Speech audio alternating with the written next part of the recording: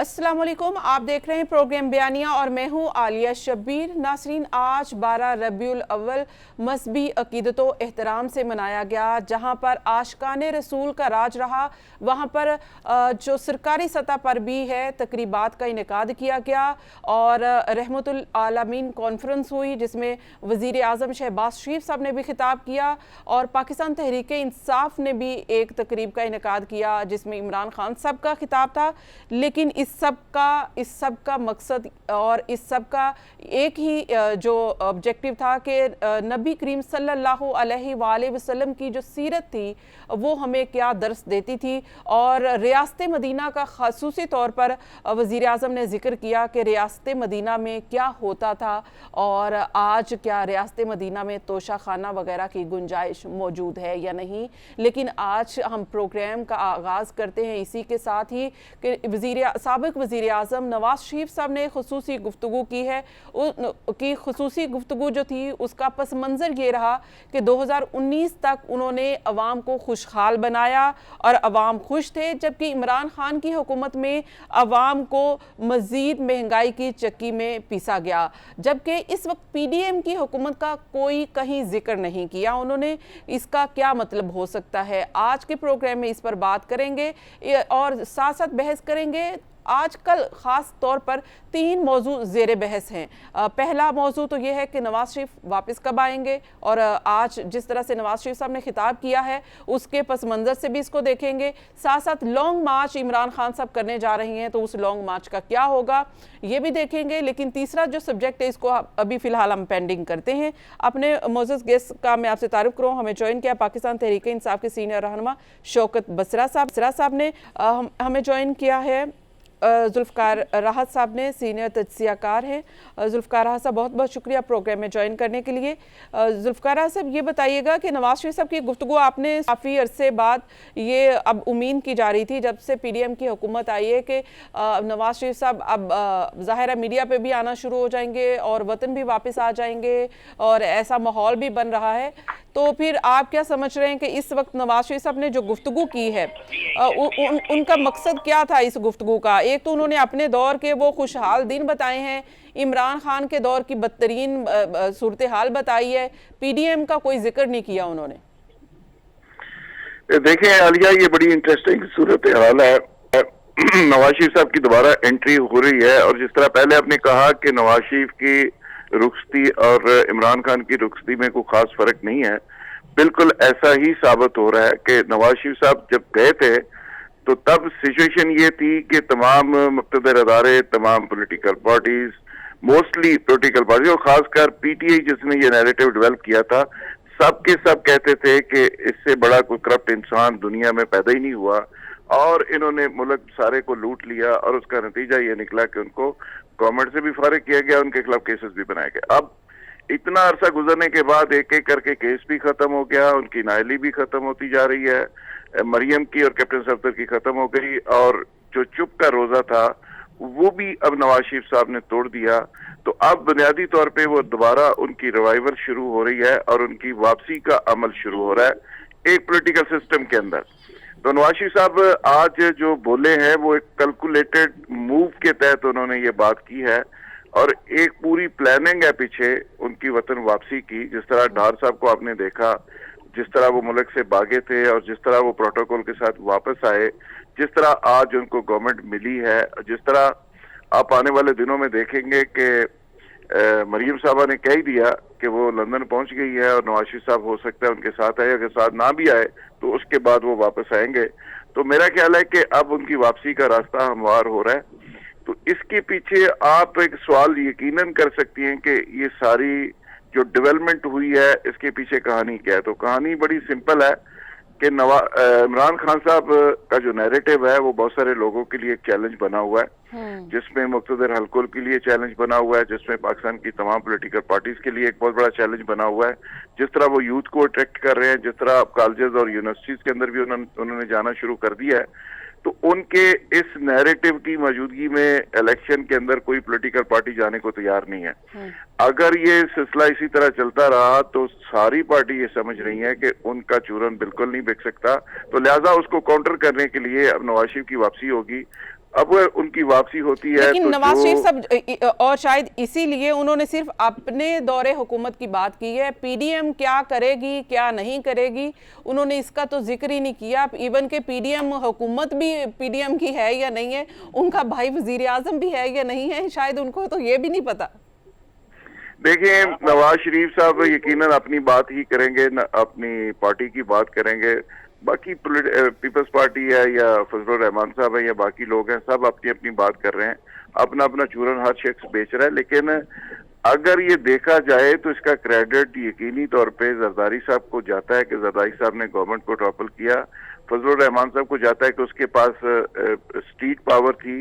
लेकिन नवाज शरीफ साहब ने बाहर से बैठ के जो शतरंज खेली है, जिस तरह सारे मामलात को उन्होंने दोबारा से रिवर्स में लेके गए हैं, जो आपको पता है कि जिस तरह जितने कंफर्टेबल तरीके से इमरान खान गवर्नमेंट कर रहे थे और इमरान खान को पहले समझाया गया कि नवाज शरीफ साहब को बाहर जाने दें, यहाँ रहेंगे तो आपके लिए प्रॉब्लम क्रिएट होगा, ये चले जाएंगे तो आप बड़े स्मूथली गवर्नमेंट करेंगे। और वो बड़े बड़े अपनी तरफ से बड़े स्मूथ तरीके से गवर्नमेंट कर रहे थे। लेकिन नवाज शरीफ साहब ने बाहर जाके ये साबित किया कि जिस तरह इमरान खान कहते हैं कि वो गवर्नमेंट से निकलेंगे तो ज्यादा खतरनाक हो जाएंगे, नवाज शरीफ ने साबित किया कि वतन से बाहर जाके बाहर बैठ के वो ज्यादा खतरनाक साबित हो सकते हैं। और वो हुए, उन्होंने गवर्नमेंट भी खत्म कराई, अपने भाई को प्राइम मिनिस्टर भी बनवाया, और अब आगे चल के उनकी वापसी भी हो रही है। वो सारी चीजें रिवर्स हो गई हैं जो पाकिस्तान के अंदर। लेकिन फवाद चौधरी साहब इसको कह रहे हैं कि ये डील के तहत हो रहा है। शौकत बसरा साहब हमारे साथ हैं। शौकत बसरा साहब, नवाज शरीफ साहब आप देखें कि अब इन हो रहे हैं, इसके ऊपर शौकत बसरा साहब से बात करते हैं। पाकिस्तान पीपल्स पार्टी से हमारे साथ हसन मुर्तज़ा साहब हैं, उनसे जानते हैं कि इस वक्त पीडीएम की हुकूमत का नवाज शरीफ साहब ने जिक्र नहीं किया। तो ये हसन मुर्तज़ा साहब बहुत बहुत शुक्रिया ज्वाइन करने के लिए प्रोग्राम में।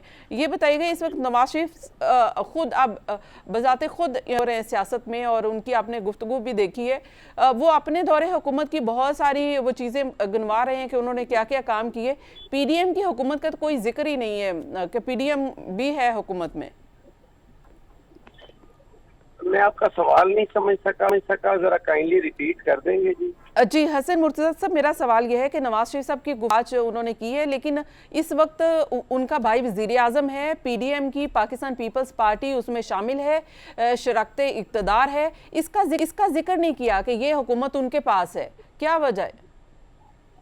देखें, गुजारिश ये है जी कि पीडीएम तो नहीं, इसे आप मुत्तहिदा हुकूमत कह सकते हैं, क्योंकि पाकिस्तान पीपल्स पार्टी और एएनपी ये पीडीएम का हिस्सा नहीं थे जी।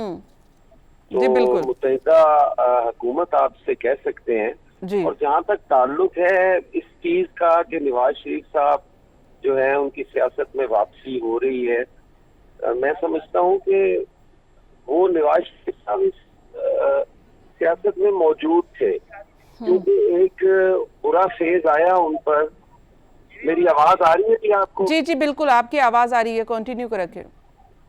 जी हाँ, पीएमएलएन एक बुरे फेज से गुजरी, और उस वक्त आप जब भी देखें मुल्क में जब भी आमरीयत आती है, वो चाहे जनरल ज़िया-उल हक की हो, चाहे मुशर्रफ की हो, चाहे याहिया की हो, तो उस वक्त जो भी पॉलिटिकल पार्टीज बनती हैं, किंग पार्टीज, वो इसी तरह ही करती हैं कि इस मुल्क की जो मुंतखब नुमाइंदा हुकूमत होती है उसको घर भेजा जाता है, और फिर एक नई पार्टी बनाई जाती है जो एक आधे इलेक्शन चलने के बाद वो काफली की तरह उसका रोल रह जाता है या उसका वजूद बाकी रह जाता है।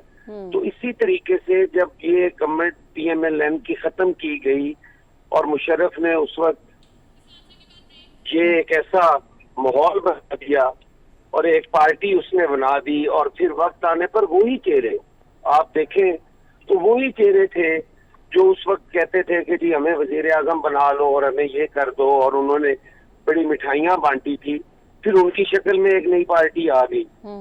तो ये सिलसिला जो है ये चलता रहता है, और फिर वक्त के साथ साथ उनकी जब जरूरत खत्म हो जाती है तो उस वक्त असल जो क़यादतें हैं वो ही वापस आती हैं और मुल्क को बहरानों से भी निकालती हैं, चैलेंजेस का मुकाबला भी करती हैं, और उनके केसेस जो है वो इसी तरह ही उस वक्त भी प्रोपेगेंडा किया जाता है जी कि कल को ये बड़े केसेस थे और बड़े करप्ट थे, सारे लोग कहते थे, और अब जो है वो आहिस्ता आहिस्ता उनके केसेस भी खत्म हो रहे हैं। तो ये तो डील हो गई, ये तो एनआरओ हो जी गया। बिल्कुल, एनआरओ के ऊपर मैं बात करती हूँ। हसन मुर्तज़ा साहब, मुझे ब्रेक का कहा जा रहा है, आपने यकीनन बिल्कुल सही कहा कि पीपल्स पार्टी तो उस वक्त पीडीएम से जुदा हो गई थी और उन पीपल्स पार्टी का यही मौक़िफ़ था कि नवाज शरीफ साहब वापस आएँ, ताकि अगर वो आते हैं, मुल्क के लिए काम करते हैं, तो वो पाकिस्तान की सियासत में आकर यहाँ पर इन हों।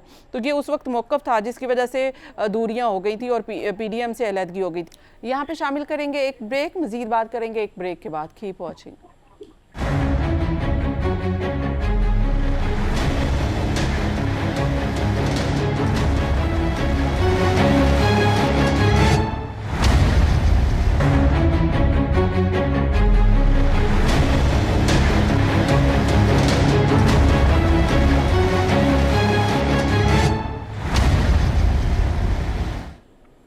वेलकम बैक नाजरीन, प्रोग्राम में एक बार फिर से खुशामदीद। और जहां पर नवाज शरीफ साहब की अब सियासत में एंट्री हो रही है और उनके वतन वापसी की भी बातें हो रही हैं, वहां पे साथ साथ पीटीआई की जानिब से और ख़ासकर फवाद चौधरी साहब ने कहा है कि ये एनआरओ के तहत आ रहे हैं। तो ये बसरा साहब मुझे बताइएगा कि क्या एनआरओ किसने दिया, किसको दिया, कैसे दिया, ये आपके इल्म में कैसे आया? पहले तो ईद मिलादुन नबी के हवाले से पूरी कौम को, पूरी दुनिया के मुसलमानों को बहुत बहुत मुबारकबाद। सैयदी मुर्शिदी या नबी या नबी।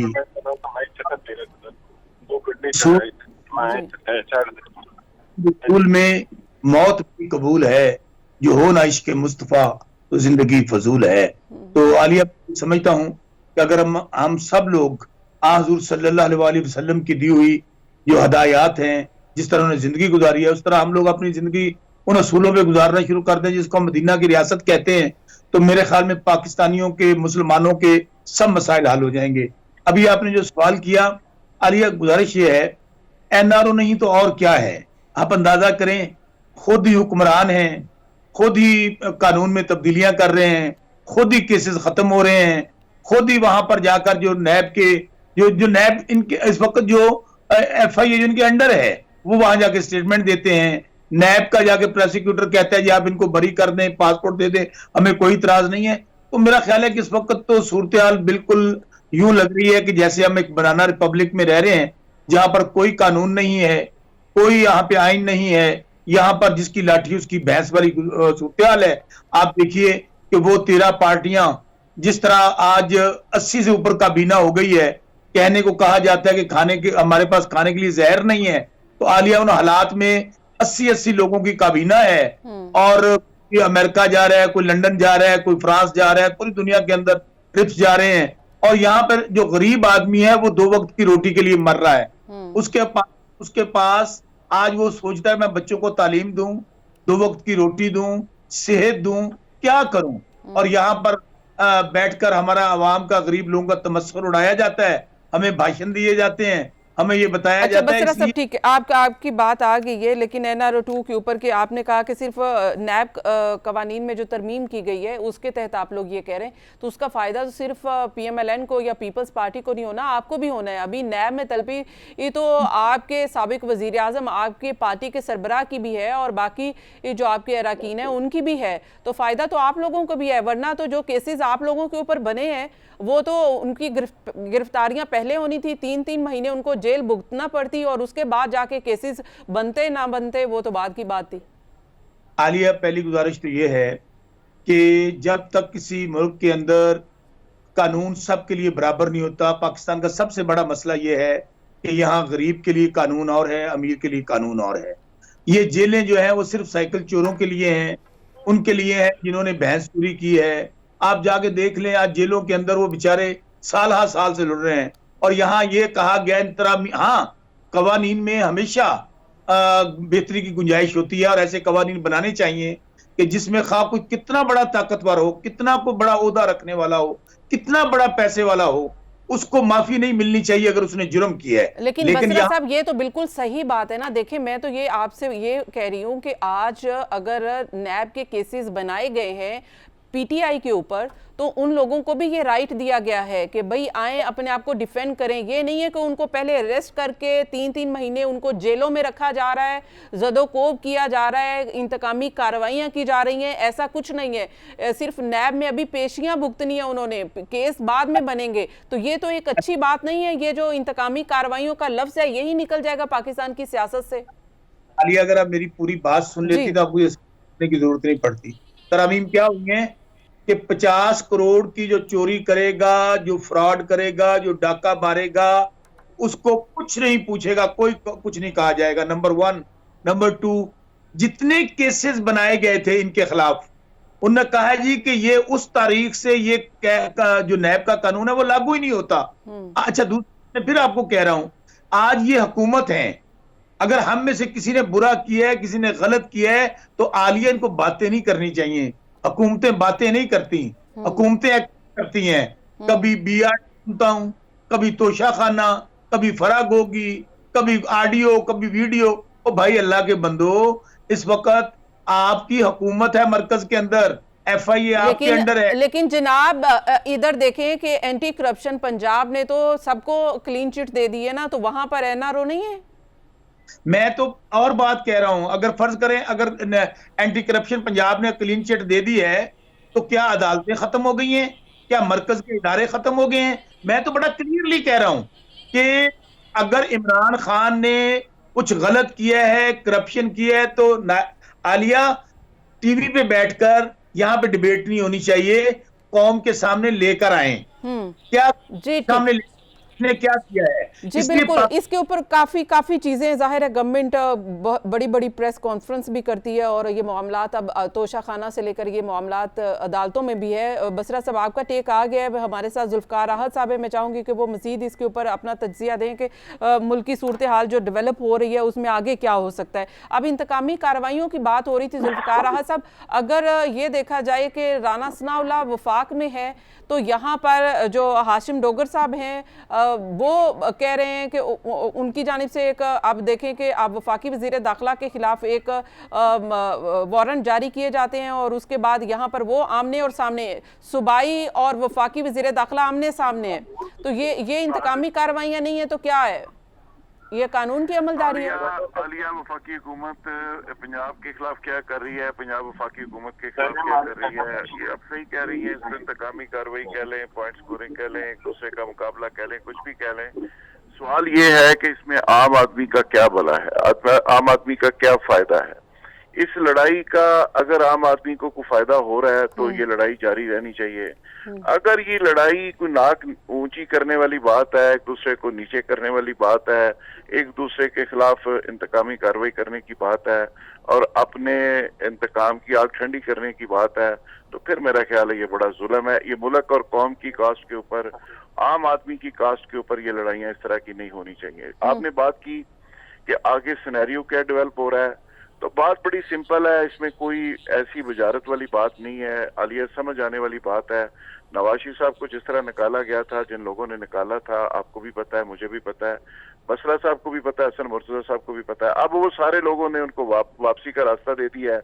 अब वापसी का रास्ता जब मिल रहा है तो इमरान खान साहब को बताया ये जा रहा है कि भाई आपने हमारी बहुत सारे इश्यूज पे बातें नहीं मानी, बहुत सारे इश्यूज पे आप बातें नहीं मान रहे, अब भी नहीं मान रहे, तो लिहाजा हमको आपके मुलाजिम तो है नहीं कि इस बाकी सारे लोगों को मैदान से आउट करके आपको खेलने का मौका दें।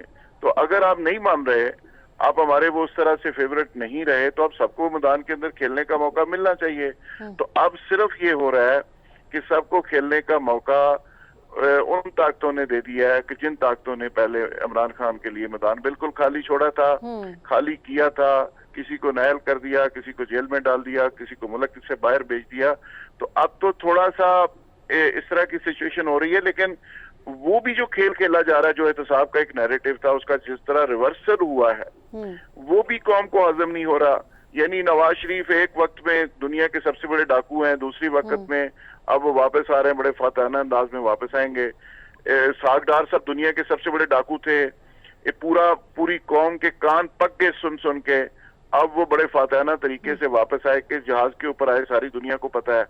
इसी तरह शहबाज शरीफ साहब, हमजा शहबाज, कैप्टन सफदर, मरियम, ये सब के बारे में पूरी कौम के कान पक गए। ये कौम की पैसे से ये सारा तमाशा किया गया। तो कौम क्या अब वो करे, सारे किस पे तमाशे यकीन का करे, रिवर्सल ये हुआ क्या है। कौम क्या करे सवाल फिर? ये सवाल ये आलिया, इस पे आम आदमी का इस सारे खेल में क्या फायदा हुआ है? ये देखें, जब से हमने होश संभाली है तब से हम ये लफ्ज सुनते आ रहे हैं कि मुल्क बड़े नाजुक दौर से गुजरा है।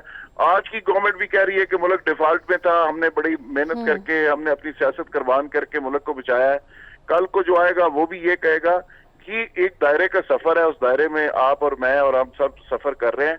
पॉलिटिकल तमाम लोग पॉइंट स्कोरिंग में लगे हुए हैं, कोई सोल्यूशन मेकिंग की तरफ जा नहीं रहा। अल्टीमेटली मुल्क जो है वो अजीबोगरीब एक क्योस में है, बिल्कुल, जिसके ऊपर आर्मी चीफ भी बार बार कह रहे हैं कि, और सदर पाकिस्तान में भी ने भी ये पैगाम दिया है कि खुदारा अब सियासत को इस कदर ना किया जाए कि मुल्क में जो है ये बहरान पैदा हो और मुल्क इसका मुतहम्मिल नहीं हो सकता। बार बार वार्न किया जा रहा है, लेकिन अभी तक सियासी जमातें या फिर पीटीआई साहब, पीटीआई जो है वो इसके ऊपर तवज्जो नहीं दे रही। उनका एक ऑब्जेक्टिव है, जो वो एक स्टांस है, उसको लेकर वो आगे बढ़ना चाहते हैं। इंतकामी कार्रवाइयों के ऊपर हसन मुर्तज़ा साहब आपसे सवाल करना चाहूंगी, ये पंजाब और जो कुछ वफाक में हो रहा है, आपका क्या इसके ऊपर, पाकिस्तान पीपल्स पार्टी का क्या टेक है? क्योंकि 90 की दिहाई में भी ऐसी सियासत होती थी और आज भी ऐसी ही है। पाकिस्तान पीपल्स पार्टी का मौकफ तो इस पे बड़ा वाज़ेह रहा है हमेशा। पाकिस्तान पीपल्स पार्टी और पीएमएलएन की गवर्नमेंट जब 88 में और 90 में ऊपर नीचे थी और 93 में भी, बल्कि तो पीपल्स पार्टी उस वक्त भी ये कहती थी कि हर इदारे को अपनी अपनी डोमेन में रह के काम करना चाहिए, एक दूसरे के काम में मुदाखलत नहीं होनी चाहिए और सबको साथ लेकर चलना चाहिए। देखिए, पाकिस्तान सबका है, कोई भी आदमी जो है वो ना गद्दार है, ना पाकिस्तान के साथ वो ज्यादती करना चाहता है। ये तो एक नैरेटिव इन्होंने बिल्ड कर दिया ना जी, कि बाकी सारे बेईमान हैं, सिर्फ हम इस मुल्क के खैर ख्वाह भी हैं, हम इस मुल्क को ठीक भी कर सकते हैं, जो कि नहीं हो सका। आप अगर देखें पिछले सालों में जो पिछली हुकूमतें थी, 3-4 दहाइयां अगर आप पीछे जाएं, आप देखें तो 4-4 साल की हुकूमतें हैं। भुट्टो साहब की 4 साल की हुकूमत थी, वो निकाले उसमें से, उन्होंने मुल्क को क्या दिया। खान साहब की 4 साल की हुकूमत निकालें, देखें उसमें खान साहब ने मुल्क को क्या दिया और क्या नुकसान किया। इसी तरह बाकी भी, बीबी शहीद की भी, पीएमएलएन की भी, वो 3-3-4 साल पे बनती हैं और उसमें बहुत कुछ दिया इस मुल्क को। लेकिन इस वक्त मुल्क के साथ जो ज्यादती मैं समझता हूँ वो ये है कि अब हमने एक दूसरे के खिलाफ क्या, सिर्फ एक ही जमात है जो हर के खिलाफ फतवा दे रही है। हर आदमी को वो गद्दार और चोर और डाकू कहकर पुकारते हैं। हालांकि ये मुल्क सबका है, मैं नहीं कहता, ये पीटीआई का भी मुल्क है, ये पीपल्स पार्टी का भी है, ये पीएमएलएन का भी है। लेकिन हसन मुर्तजा साहब, एक जो बात है, एक लॉजिकली भी जो बात है, हिस्टोरिकल भी बात है, वो जो हम तारीख बताती है और वो ये बताती है कि पहले क्या होता है और आज क्या हो रहा है। पहले भी कुछ लोग गद्दार होते हैं, पहले भी लोगों को सजाएं मिलती हैं, जिसमें मोहतरमा से लेकर नवाज शरीफ भी शामिल हैं, और फिर उसके बाद वो वापस आ जाते हैं और वो दोबारा इक़्तिदार में आ जाते हैं। ये कौम को समझ में ना आते हैं। इसके ऊपर बात करते हैं मजीद, और इमरान खान साहब लॉन्ग मार्च कब करेंगे और उसका अंजाम क्या होगा, इस पर बात करेंगे एक ब्रेक के बाद। Keep watching.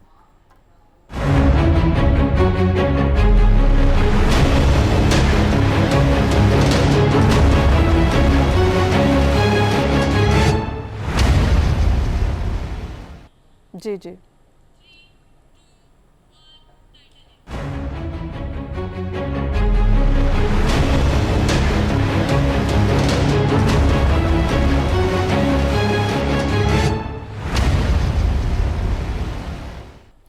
वेलकम बैक नाज़रीन। प्रोग्राम में एक बार फिर से खुशामदीद। इमरान खान अब जल्द लॉन्ग मार्च की तारीख देने जा रहे हैं और उसके लिए तैयारियां भी भरपूर की जा रही हैं। आपने कारकुनान को ये भी कहा जा रहा है कि चंदा जमा करें ताकि वो ये जो इंतजामात हैं उसको मुकम्मल कर सके। और जो इसका तखमीना भी लगाया गया है, बसरा साहब इसमें करेक्ट करेंगे हमें कि हम सही कह रहे हैं, पर हेड 1000 लगाया गया है। तकरीबन जो इस वक्त उनका टारगेट है कि कितने लोग जमा हों, वो 25 लाख तक उनका टारगेट है।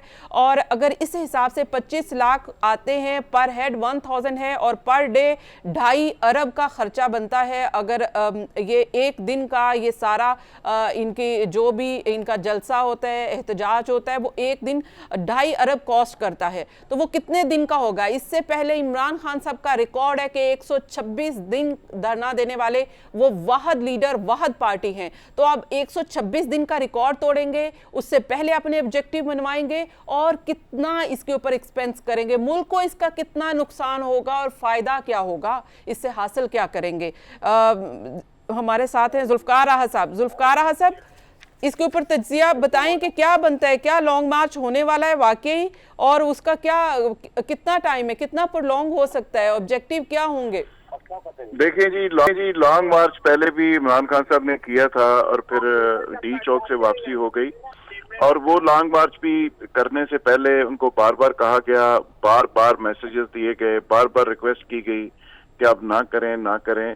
जो बात आप करवाना चाहते हैं, मनवाना चाहते हैं, वैसे भी हम बैठ के बात करने को तैयार हैं। लेकिन चूंकि एक पॉपुलैरिटी का उनके दिमाग के अंदर एक ऐसी चीज है, वो समझते हैं कि मैं एक पॉपुलर लीडर हूं, लिहाजा मुझे किसी की बात मानने की जरूरत नहीं, मैं डिक्टेट करूंगा, मैं चीजों को लेके चलूंगा।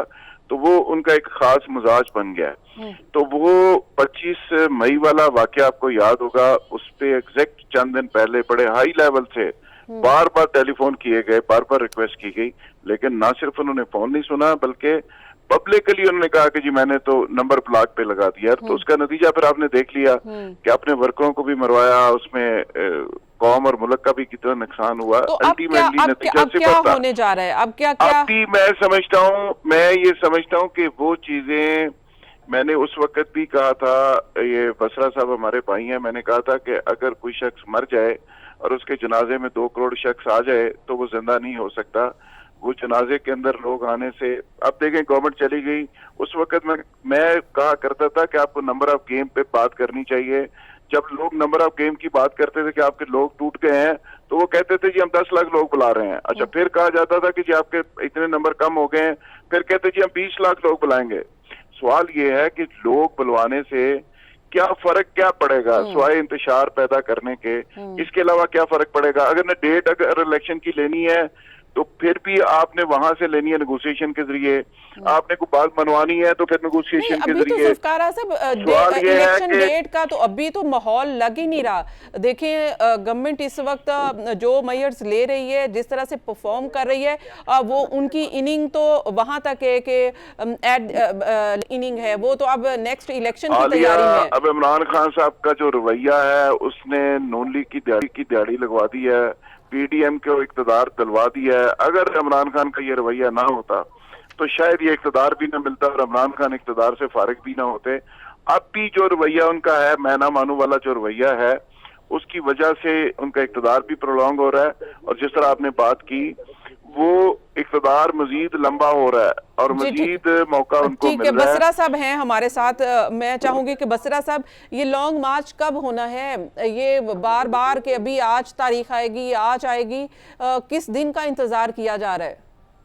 आलिया, देखें, हर गुजरने वाला लम्हा, हर गुजरने वाला मिनट, हर गुजरने वाला दिन पाकिस्तानियों पे क़यामत की घड़ी के तौर पे आ रहा है। हम क्या चाहते हैं? हम तो यही चाहते हैं ना, इस वक्त जो 6 महीने वाला पहला पाकिस्तान था, ये हम नहीं कहते उस वक्त दूध और शहद की नहरें बह रही थी, लेकिन आज वाले हालात नहीं थे।